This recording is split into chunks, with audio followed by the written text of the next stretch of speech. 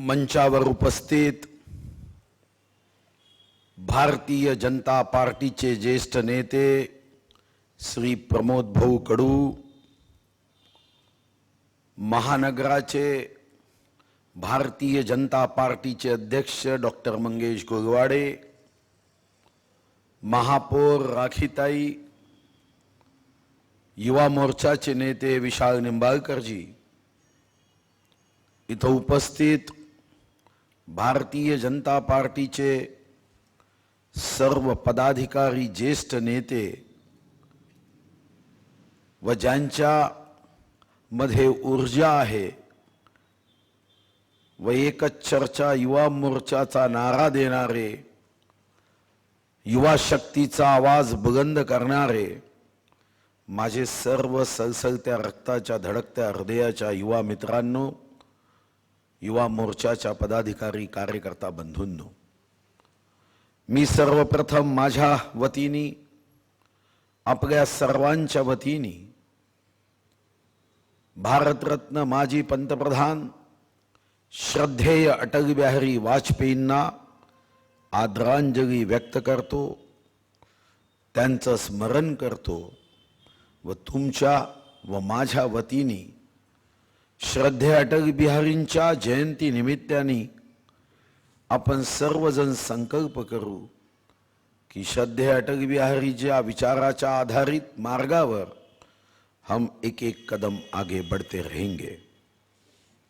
हे खरं आहे की काही वर्षापूर्वी जेव्हा एकाने मला प्रश्न केला की तुम्ही भारतीय जनता पार्टीमध्ये काम करता, तुमचा पक्ष सत्तेत दूर दूर पर्यंत येताना दिसत नाही, तुमची सत्ता 99 मध्ये एकदा गेली, 5 वर्ष झाले, 10 वर्ष झाले, दूरपर्यंत सत्ता येताना दिसत नाही आणि तरीही तुम्ही या पक्षामध्ये काम कसं करता, का करता?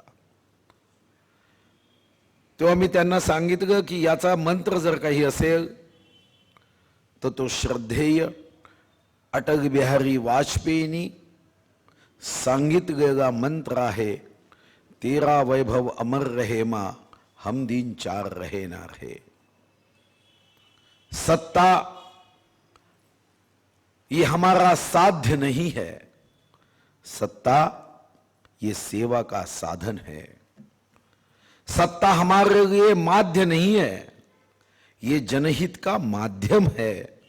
ही भावना श्रद्धेय अटल बिहारी वाजपेयींनी आपल्या पक्षातील कार्यकर्त्यांपर्यंत पोहोचवण्याचं कार्य केलं। हे खरं आहे की प्रमोद भाऊ सांगत होते, अटलजींच्या जीवनामध्ये असे अनेक प्रसंग तुम्हाला मला सांगता येईल की ज्या प्रसंगाला सांगायला सुरुवात केली तर एक रात्र नव्हे, एक दिवस नव्हे, 365 दिवस नव्हे, 100 वर्ष पूर्ण होऊ शकेल इतकं प्रचंड काम, इतका प्रचंड ज्ञान हे श्रद्धेय अटल बिहारी वाजपेयींनी या देशाच्या जनतेला विविध माध्यमातून दिलं। कधी एक कवी हृदयी, कवी पत्रकार, कधी राजकीय नेता, एक सहृदयी मित्र। राजकारणामध्ये अनेक नेते पाहिले, पण जेव्हा अटल बिहारी वाजपेयी प्रधानमंत्री झालेत तेव्हा 50 वर्षापूर्वीचा त्यांचा फोटो पुन्हा 50 वर्षानंतर पुन्हा फोटोग्राफरला सांगून काढण्यात आला। भैरोसिंग शेखावत जी असेल, अडवाणी जी असेल आणि अटल बिहारी वाजपेयी, 50 वर्षापूर्वीचा तो फोटो होता। 50 वर्षानंतर पुन्हा 3 तेच मित्र एका पक्षात, हे दुर्मिळ चित्र आहे। मग आज जेव्हा युवा मोर्चा, मग विशाल निंबाळकरजी सांगत होते की शेवटी युवा मोर्चा म्हणून आम्ही आज जयंती साजरी करताना आम्ही काय संदेश घ्यायचा आहे? आम्ही हाच संदेश घ्यायचा आहे की सत्ता आमच्यासाठी सर्वश्रेष्ठ नाही, जनसेवा हेच आमचं अंतिम लक्ष्य आहे। हे इथून जाताना हृदयामध्ये कोरून घेऊन जा। राजकारणात जनहितासाठी, जनसेवेसाठी, परिवर्तनासाठी आलो असेल, सत्य आणि सत्याच्या लढाई, सत्याची बाजू घेण्यासाठी आलो असेल, तर मग दुसरी गोष्ट की 50 वर्षानंतर आपणही जेव्हा पुन्हा फोटो काढू तेव्हा तशीच त्या तिघांनी भारतीय जनता पक्षाच्या अगोदर जनसंघाची सुरुवात केली, जी मैत्री एकदा हातात हात घेतला, एकमेकाच्या मैत्रीची शपथ गाठ घेतली, तर ती पक्षातल्या युवा मोर्चाची मैत्री 50 वर्षानंतर सुद्धा अशीच कायम राहिली पाहिजे. तर अटलजी आम्हाला समजले. आपण अटलजींना आदरांजली व्यक्त करतो, याचं कारण आहे त्यांचं काम मोठं होतं, पण सोबत अटलजी हे नाव मोठं होतं, पण त्यांच्या शब्दात कार्यकर्त्यांना मोठं करण्याची शक्ती होती. आपलं आयुष्य भारत मातेच्या चरणी अर्पण केलं. परिवार हा देश आहे. खरं तर काँग्रेसच्या नेत्यांबद्दल आपण बोलतो ज्यांनी परिवार करण्यासाठी देश सोडला, आणि एकाने देशासाठी आपला परिवार सोडला.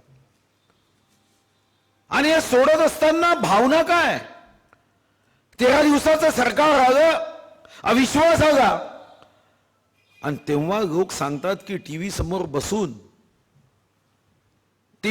बसून अनेक काँग्रेस नेत्याच्या परिवारातले ज्येष्ठ वयोवृद्ध आई वडील काका काकू यांच्याही डोळ्यात पाणी आलं. त्या 13 दिवसाचं सरकार विश्वासघाताने जाताना दिसत होतं.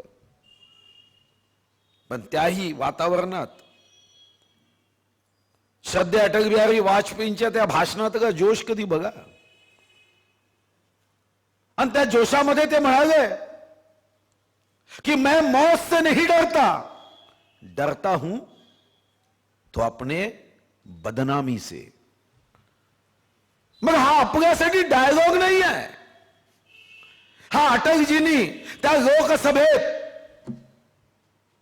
श्रद्धेय अटल बिहारी वाजपेयींच्या जिव्हेवर माता सरस्वती देवीचा वास आहे म्हणून त्या शब्दाचा उपयोग केला नाही.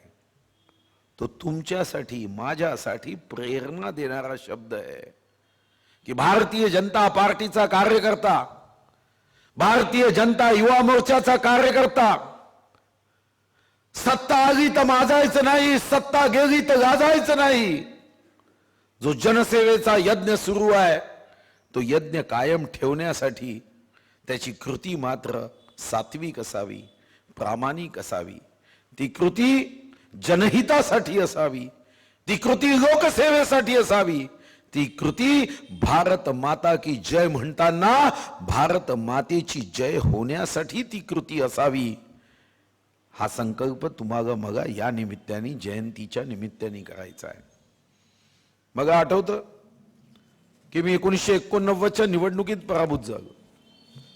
निवडणूक पराभूत झालो तरी शेवटी मी महाविद्यालयात एमफिलचा विद्यार्थी होतो, शिकत होतो. आयुष्यात खरं तर तेव्हा एकच स्वप्न होतं की एमकॉम फर्स्ट क्लासमध्ये मी पास झालो होतो, एमफिलही फर्स्ट क्लासमध्ये पास व्हायचं, आणि सर्वात जगातली चांगली नोकरी मला तेव्हा वाटायची ती म्हणजे प्राध्यापकाची.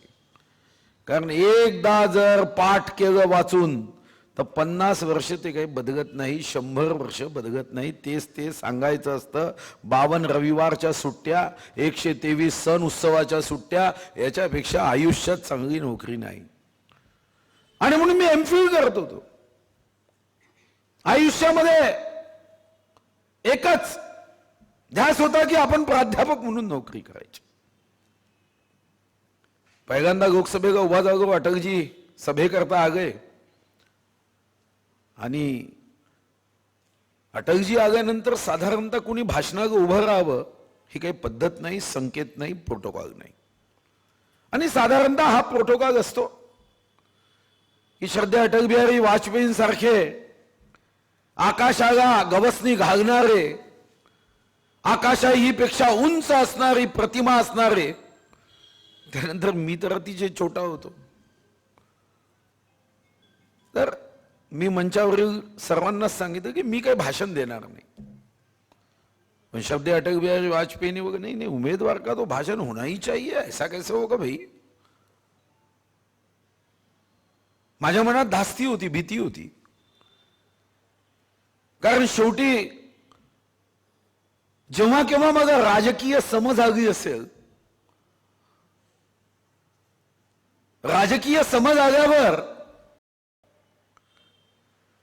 या पक्षात येताना आपला पहिला नारा असतो भारत माता की जय, आणि तेव्हा दुसरा नारा असायचा अंधेरे में एक चिंगारी अटल बिहारी अटल बिहारी. आणि सारं राजकारण, सारे कार्यकर्ते, या साऱ्या कार्यकर्त्यांना ऊर्जा देणारं नेतृत्व, ऊर्जा देणारं केंद्र म्हणजे अटल बिहारी वाजपेयी. आणि अटल बिहारी वाजपेयीच्या बाजूला मी बसलो आहे. अटल बिहारी वाजपेयी जी सांगते कि इसको भाषण देने दो. मनात धास्ती होती,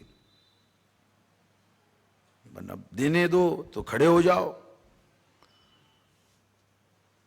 घाबरत घाबरत 3 मिनिटाचं भाषण दिलं.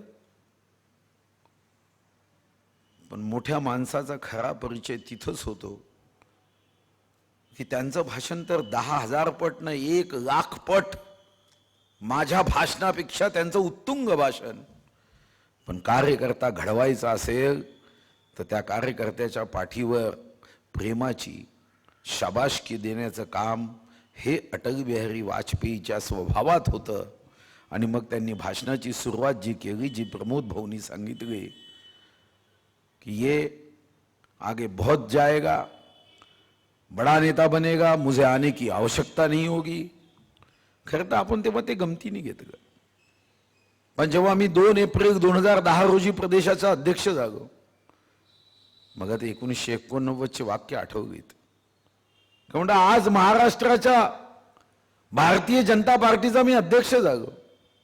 पहिली आठवण आली अटल बिहारी वाजपेयींची. मी पार्टी कार्यालयात नरीमन पॉइंटच्या आलो. श्रद्धेय अटल बिहारी वाजपेयी माजी प्रधानमंत्री झाले होते. मी त्यांच्या घरी फोन केला. त्यांचे जावई मानसपुत्रीचे श्रीमान, त्यांनी फोन उचलला. त्यांना मी विनंती केली की मला भेटायला यायचंय. ते म्हणाले आईये. मी भेटायला गेलो. आनंद होता, कारण आपल्यासाठी आपल्या हृदयामध्ये ज्याचं चित्र, प्रतिमा नायकाची आहे, त्याला भेटायला आपण चाललोय. पार्टीच्या काही पदाधिकाऱ्यांना सोबत घेतलं उत्साहाने की चलो आपण अटलजी को मिलेंगे. मी घेऊन गेलो. पण जेव्हा त्यांच्या घरी गेलो तेव्हा त्यांचे जावई मग असं म्हणाले की पहले आप अकेले मिलो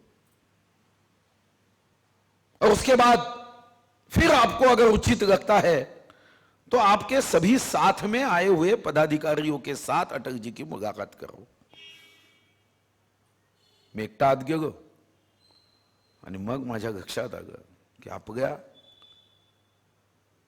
नजरेसमोर अटलजींचं जे चित्र आहे, ती सरस्वती त्यांच्या जिभेवर आहे. देवानी तर घात केला, त्यांचा कंठच काढून घेतला गेला होता. त्यांना बोलता येत नव्हतं. ते फक्त हा हा असंच म्हणू शकत होते. नियतीने कसा क्रूरपणा केला ते मी बघत होतो. मी मनात विचार केला की इतरांना मी घेऊन आलो, पण आता त्यांची भेट होऊ देणार नाही. कारण माझी चूक झाली. जी प्रतिमा आपल्या डोळ्यासमोर होती अटलजीची, आजचं चित्र पाहिल्यावर ती खंडित होते. देशासाठी समर्पित आयुष्य देणारे आपले नेते,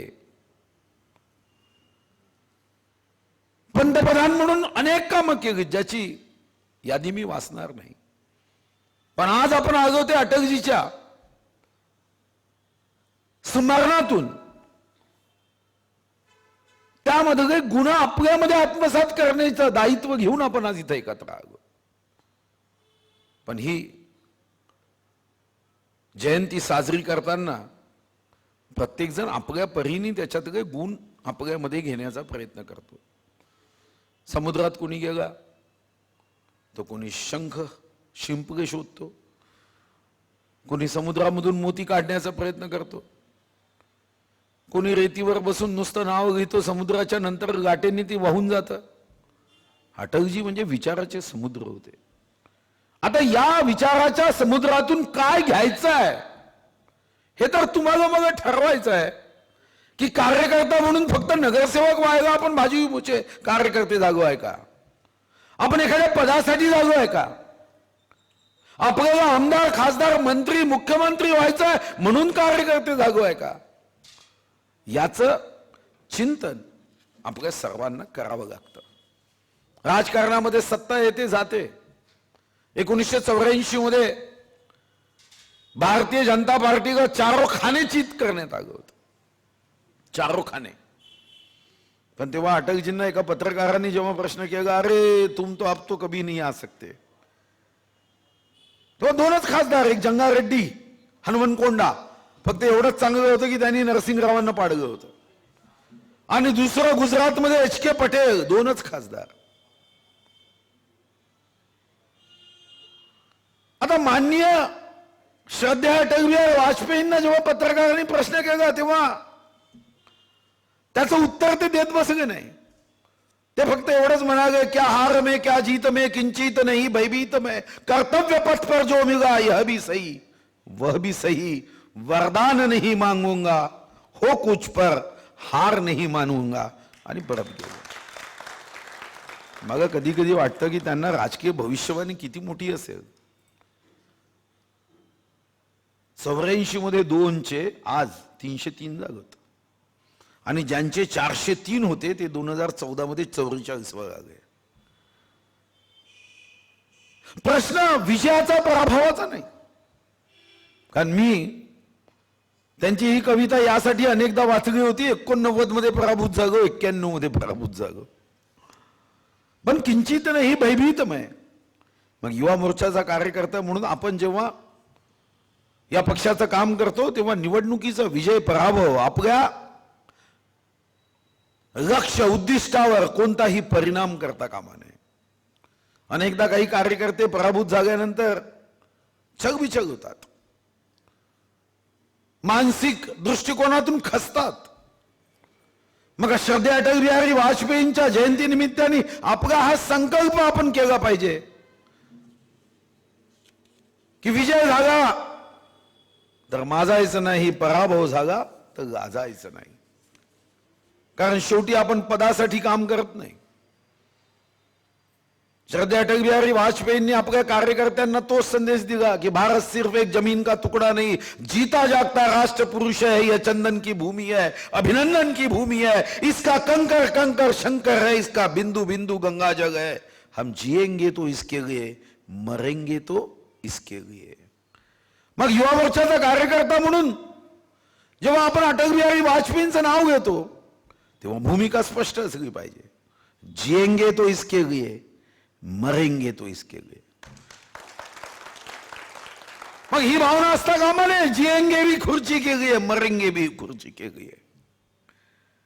कारण आपण जेव्हा जनसंघाची स्थापना केली, पंडित दीनदयाल उपाध्यायांची मुघल सरायमध्ये हत्या झाली,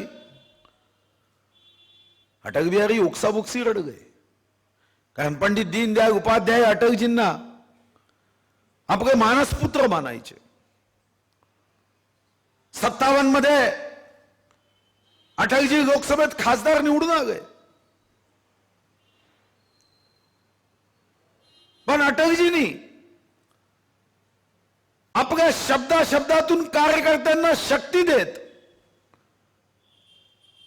96 मध्ये जेव्हा अटलजींचं सरकार आलं 13 दिवसात गेलं, मग पुन्हा आपलं सरकार निवडून आलं. आणि नुसतं सरकार निवडून आलं नाही, माझ्या दृष्टीने कोणत्याही प्रधानमंत्र्यांनी इतकं कठीण कार्य केलं नाही ते केलं. म्हणजे जया ममता आणि समता या तिघांना सोबत घेऊन राज्य चालवलं. किती कठीण होतं. सोबत जयललिता आहे, एकीकडे मायावती आहे, तिसरीकडे ममता आहे. अटल बिहारी त्या काळामध्ये हे सरकार चालव ग, जनहितासाठी चालव ग. आणि हे सरकार चालवत असताना संघटनेला मात्र ते मंत्र देत होते की जीवन को शत शत आहुति में जलना होगा कदम मिलाकर चलना होगा. आता कविता म्हणून आपण पाहायचं की वास्तविक आपल्या युवा मोर्चा कार्यकर्ता म्हणून ही कविता जगायची, कविता वाचायची की कविता जगायची. या जयंतीच्या निमित्ताने आपल्या अंतर्मनामध्ये हे जे द्वंद्व आहे ते संपलं पाहिजे. कविता वाचायची नाहीये, कदम मिलाकर चलना होगा. या शहरामध्ये काम करत असताना मग भाजपचा कार्यकर्ता असेल, युवा मोर्चाचा पदाधिकारी असेल, महिला मोर्चाचा कार्यकर्ता पदाधिकारी असेल, ही कविता आपल्याला जगायची आहे. हा परिवार आहे आणि या परिवारामध्ये आम्ही तुम्ही सर्वजण एकत्र येऊन आमचं एक गोत्र आहे, भारत माता. आमच्या विचाराची एक नाड आहे, अटल बिहारी वाजपेयी. देशभक्ती आमचा स्थायी भाव आहे. आणि मग अशा दृष्टीने आपल्याला या जयंतीच्या निमित्ताने एकत्रित आलो असताना हा संकल्प, आणि मग या संकल्पामध्ये कदम मिलाकर चलना होगा हे वाक्य अंमलात आणायचं असेल तर मग अटलजीची दुसरी कविता आपल्याला तो मार्ग दाखवतो. तो म्हणजे छोटे मन से कोई बड़ा नहीं होता, टूटे मन से कोई खड़ा नहीं होता. छोट्या मनाने पक्षाचं कार्य करणारा मोठा होऊ शकत नाही आणि पराभूत भंग पावलेला मनाने काम केलेला पक्षाला खडा नाही कर सकता. आणि म्हणून युवा मोर्चा म्हणून या शक्तीने या शहरामध्ये आपल्या सर्वांना एकत्र येऊन कार्य करायचं आहे. एकत्र येऊन आपल्या पक्षाची शक्ती वाढवायची आहे. आणि ही शक्ती वाढवण्याच्या दृष्टीने स्वर्गीय अटल बिहारी वाजपेयींनी जो मंत्र तुम्हाला मगा दिला, मला आठवतं की खरं तर मी सौभाग्यशाली आहे. माझे वडील 1962 मध्ये चंद्रपूर विधानसभेत जनसंघाचे उमेदवार होते. हे कदाचित आपल्यापैकी अनेकांना माहीत नसेल. माझे वडील गव्हर्नमेंट मेडिकल कॉलेजमधून MBBS केल्यावर जनसंघाला उमेदवार सापडत नव्हता, कोणीतरी सुशिक्षिताला द्यायचं म्हणून माझ्या वडिलांना तेव्हा तिकीट दिली. डिपॉझिट जप्तच व्हायचं तेव्हा जनसंघाचं. आता आपण म्हणतो चगो जगाए दीप वहां जहां अभी भी अंधेरा है, पण तेव्हा काही दीप पेटवण्याचा प्रश्नच नव्हता. डिपॉझिट 100% जप्त. पण तरीही तेव्हा जनसंघाच्या माध्यमातून सभा व्हायच्या, पडणार आहे निश्चित.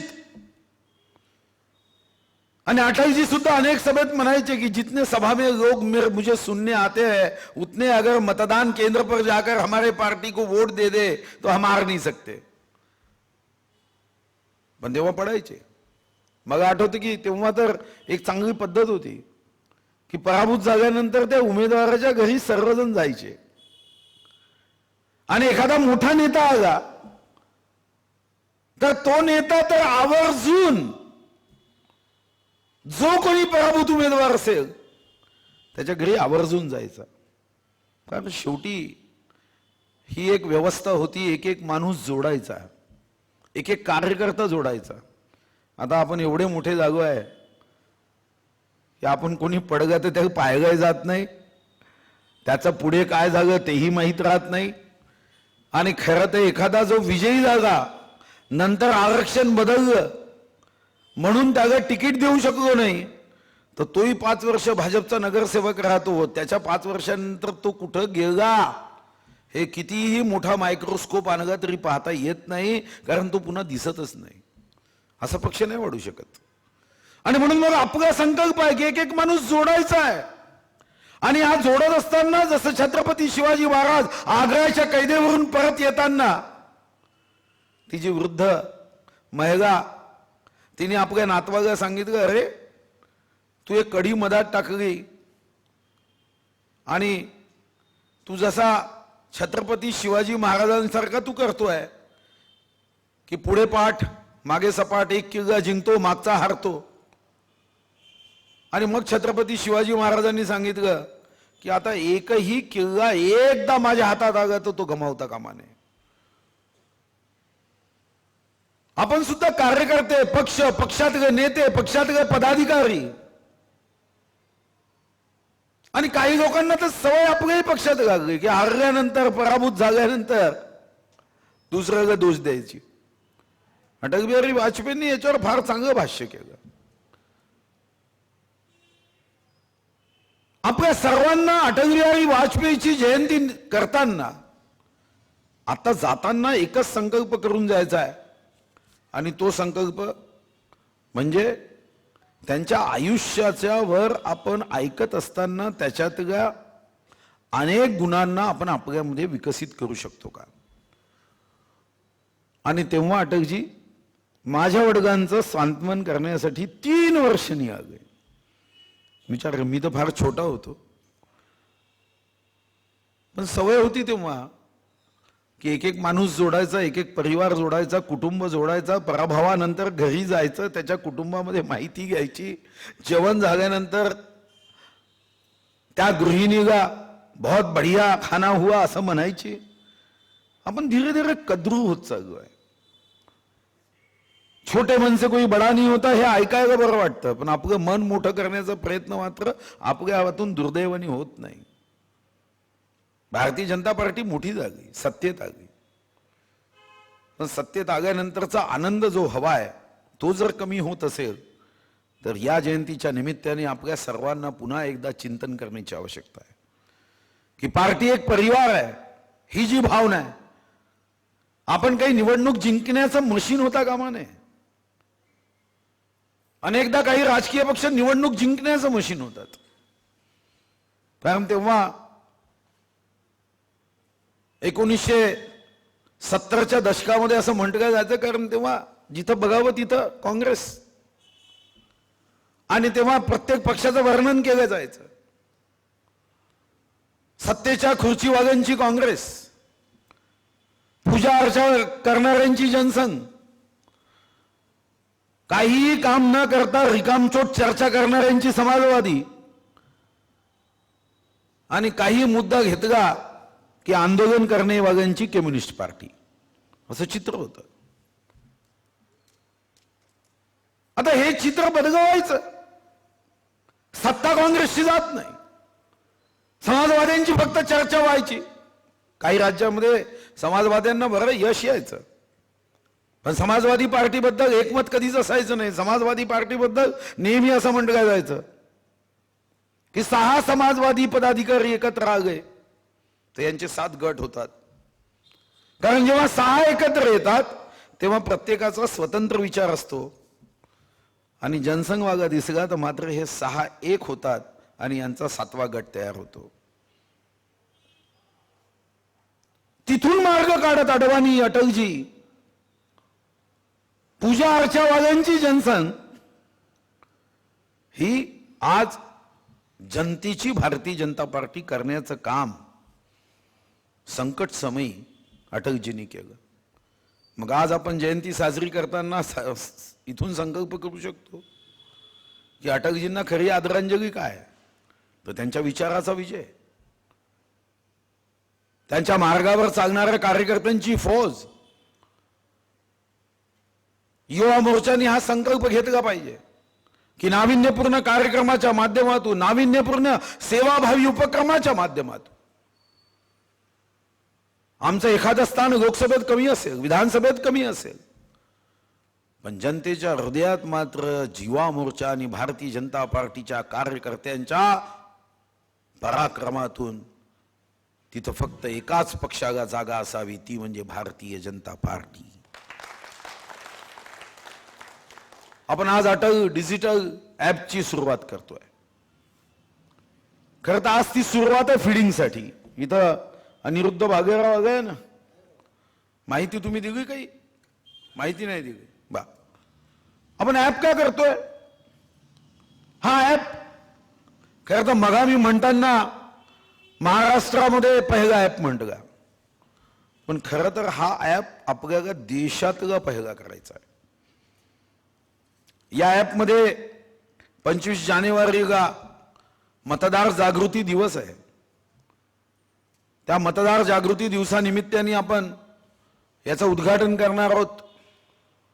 मतदार क्रमांक 1, भाग क्रमांक 1, यादी भाग क्रमांक 1 यांच्या हातून जो कोणी असेल.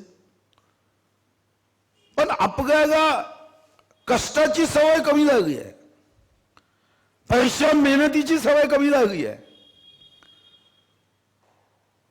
आणि कोणतीही गोष्ट तोपर्यंत साध्य होणार नाही जोपर्यंत कष्ट परिश्रम केले नाही.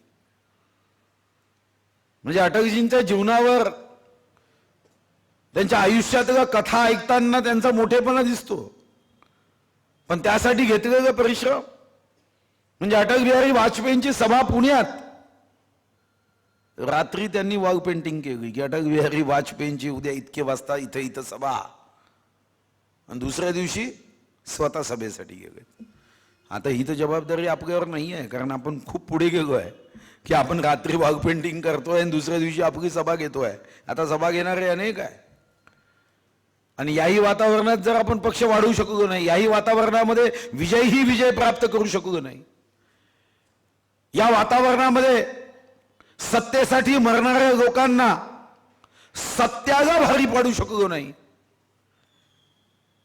खोट बोल पण ठरवून बोल.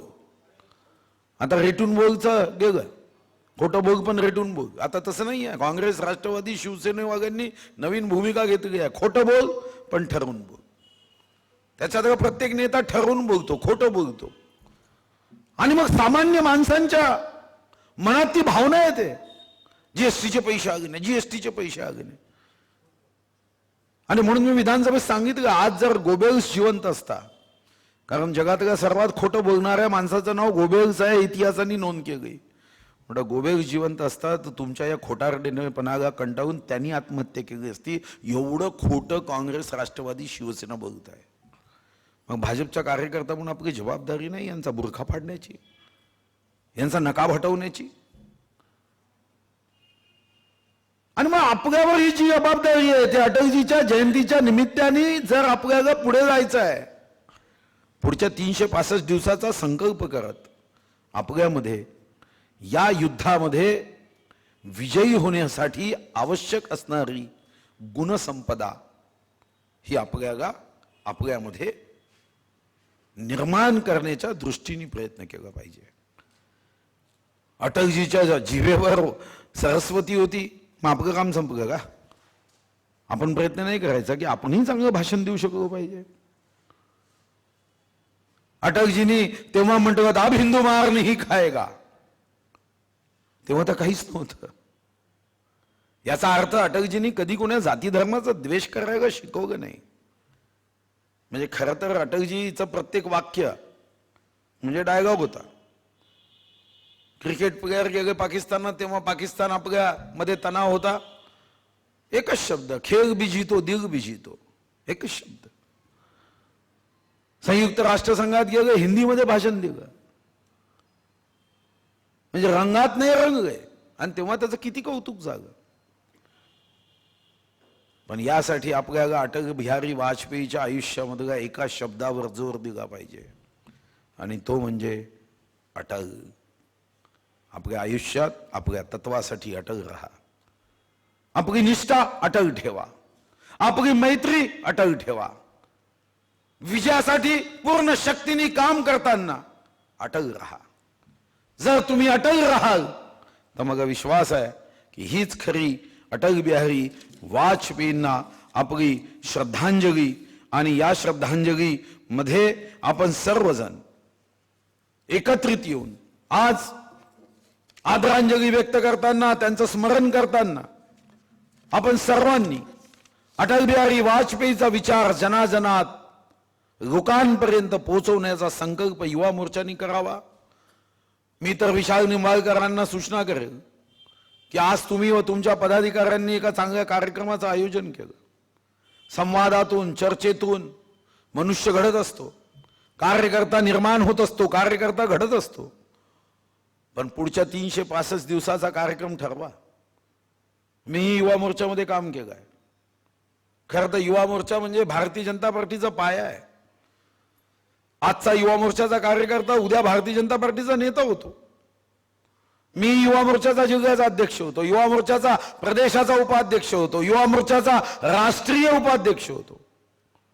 आज जे लोकसभेचे अध्यक्ष आहे ओम बिर्ला, ते माझ्यासोबत युवा मोर्चामध्ये राष्ट्रीय उपाध्यक्ष होते. किसन रेड्डी गृहमंत्री, गृहराज्यमंत्री आमच्या युवा मोर्चाचे अध्यक्ष होते. अनेक युवा मोर्चामध्ये काम केलेले लोक मोठे झाले. शिवराज चौहान आज जे मध्य प्रदेशचे मुख्यमंत्री आहेत ते आमचे प्रभारी होते. युवा मोर्चा भारतीय जनता पार्टीचा आत्मा आहे. हा शक्ती देणारं केंद्र आहे, ऊर्जा देणारं केंद्र आहे. पण युवा मोर्चात जर गाफीर राहिला, युवा मोर्चाचाच जर शक्तिपात झाला, युवा मोर्चात योग्य नियोजन न करता युवा मोर्चाची वाढ आणि विस्तार करण्याचा विचार केला, तर युवा मोर्चाचा विस्तार आणि वाढ होणार नाही. आणि त्या दृष्टीने इथं असणाऱ्या युवा मोर्चाच्या कार्यकर्त्यांनी संकल्प करत आपापल्या प्रभागात, आपापल्या बूथवर, वार्डामध्ये नवीन कार्यकर्ते जोडत, आणि नुसतं जोडत नाही, मी अनेकदा पाहतो. आज मी बगारशाला अनेक कार्यक्रमाचं उद्घाटन करण्यासाठी गेलो. अनेक उद्घाटनं झालीत. अरुण जेटलीजीच्या नावाने बागोद्यान झालं, सुषमा स्वराजजीच्या नावाने अतिशय भव्य दिव्य आपण तिथं ई लायब्ररी सुरू केली. अटलजींच्या नावाने एक भव्य दिव्य आठवे बाजार उभा केला. अनेक सिमेंट रस्त्याचं लोकार्पण केलं. आज तिथं केलं, पण माझ्या एक गोष्ट लक्षात आली की त्या कार्यक्रमाच्या निमित्ताने अनेकांनी प्रवेश केला. पार्टीत तर अनेकांनी प्रवेश केला. जेव्हा सभागृहामध्ये सभा झाली अनेकांनी प्रवेश केला. पण एक गोष्ट माझ्या लक्षात आली की प्रवेश होत आहे, पण याची नोंद कोणीच घेत नाही. अरे कोण कार्यकर्ते आपल्या पक्षात आले, ते परमनंट राहतील, स्थायी राहतील, भविष्यात त्यांना योग्य काम देण्याचं दायित्व आपल्यावर आहे, जबाबदारी आपल्यावर आहे.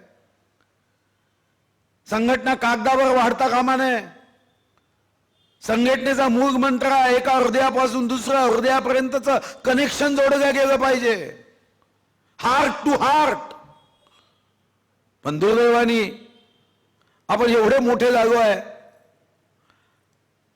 की कार्यकर्ते कोण ते आले, त्यांना दायित्व, काम,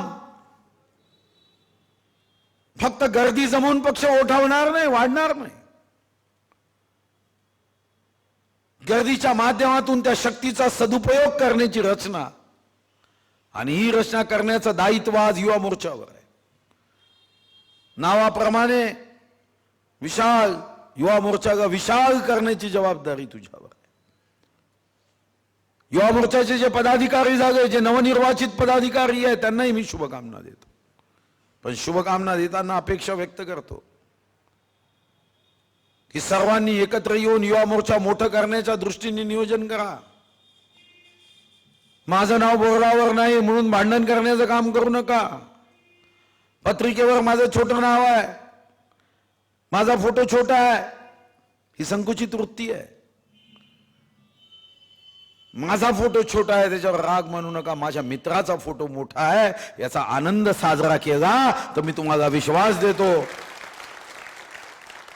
की महाराष्ट्रातला सर्वात उत्तम युवा मोर्चा कुठं असेल तर तो चंद्रपुरात असेल.